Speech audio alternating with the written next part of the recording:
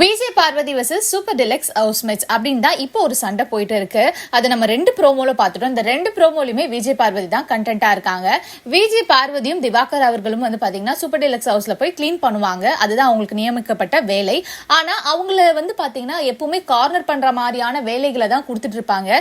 Corner பண்றதுன்னு சொல்றதை விட அந்த ஆட்டிடியூடா சொல்லுவாங்க. அதுல முக்கியமா சுபிக்ஷாக்கும் விஜய் பார்வதிக்கும் நிறைய முரண்பாடுகள் இருந்தது. இப்போ அந்த வீட்டுல இருக்க எல்லாருமே சேர்ந்து, முக்கியமா எல்லா பெண்களுமே சேர்ந்து விஜய் பார்வதியை டார்கெட் பண்றாங்க. அதனால விஜய் பார்வதி ரொம்பவே பர்ஸ்ட் அவுட் ஆயிட்டாங்க. அது மட்டும் இல்லாம அவங்களுக்கு இன்னைக்கு வந்து பீரியட்ஸ் அப்படின்னு அவங்க சொல்லியிருக்காங்க. அந்த மூட் ஸ்விங்ஸ்ல அவங்க ஆல்ரெடியும் இருக்காங்க. அப்படி இருக்க பட்சத்துல இதை கிளீன் பண்ணுங்க, அதை கிளீன் பண்ணுங்க வியானா சொல்லும் போது பார்வதி ரொம்பவே டென்ஷன் ஆயிட்டாங்க. அது மட்டும் இல்லாம தொடப்பத்தை செவுத்துல குத்திட்டாங்க. அதையும் வேற குத்தாதீங்க இவங்க வந்து ஆர்டர் போடுறாங்க.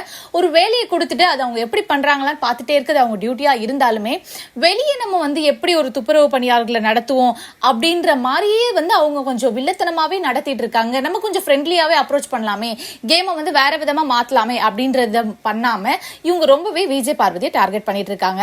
இது ஒரு பக்கம் இருக்கு. ஒரு கட்டத்துல பர்ஸ்ட் அவுட் ஆனவங்க என்ன பண்ணிட்டாங்க, விஜய் பார்வதி நான் இனிமேல் இங்க வேலை செய்ய மாட்டேன், நான் வந்து வெளியே போறேன் அப்படின்னு சொல்லிட்டு போயிட்டாங்க. சோ இப்போ இந்த பிரச்சனையை சால்வ் பண்றதுக்கு ஹவுஸ்மேட்ஸ் எல்லாருமே கூடி இருக்காங்க. கூடி இருக்கும் போது ஓகே உங்களுக்கு நாங்க வேற ஒருத்தரை அனுப்புறோம் கிளீன் பண்றதுக்கு அப்படின்னு சொல்லும் போது, அரோராவா இருக்கட்டும் இல்ல வந்து சுபிக்ஷாவா இருக்கட்டும், அவங்க என்ன சொல்றாங்க அப்படின்னா, முக்கியமா ரம்யா ஜோ இவங்க எல்லாம் என்ன சொல்றாங்க அப்படின்னா, எங்களுக்கு வந்து வேற யாரும் வேணாம், பார்வதி தான் வேணும் அப்படின்னு சொல்றாங்க. சோ இதுல இருந்தே தெரியுது அவங்க விஜய் பார்வதியை ரொம்பவே டார்கெட் பண்றாங்கன்னு. அப்கோர்ஸ் உங்களுக்கு கிளீன் பண்றதுக்கு ஒருத்தர் வேணும்னா இன்னொருத்தர் அனுப்புங்க அப்படின்னு சொல்லி முடிச்சிருக்கலாம். ஆனா அவங்க அதை முடிக்காம எனக்கு விஜய் பார்வதி தான் வேணும் அப்படின்னு நிக்கிறாங்க. ஆனா அப்புறமா அவங்க என்ன சொல்றாங்க அப்படின்னா, இதை நாங்க வாலண்டியராலாம் பண்ணல, அவங்கள டார்கெட் பண்ணல, அவங்க கிட்ட ஜஸ்ட் சொல்றோம் அப்படின்னு சொல்றாங்க. பட் ரம்யா ஜோவும் சுபிக்ஷாவும் வந்து நைட் எபிசோட்ல வந்து அவங்க டிஸ்கஸ் பண்ணிருப்பாங்க, நம்ம விஜய் பார்வதியை டார்கெட் பண்ணணும், நம்ம கண்டென்ட் கொடுக்கணும் அப்படின்ற மாதிரி அவங்க பேசியிருப்பாங்க. ஸோ சொல்றது ஒன்னா இருக்கு, செய்யறது ஒன்னா இருக்கு. அது எல்லாரும் முன்னாடியும் வேற மாதிரி ப்ரொஜெக்ட் பண்றாங்க.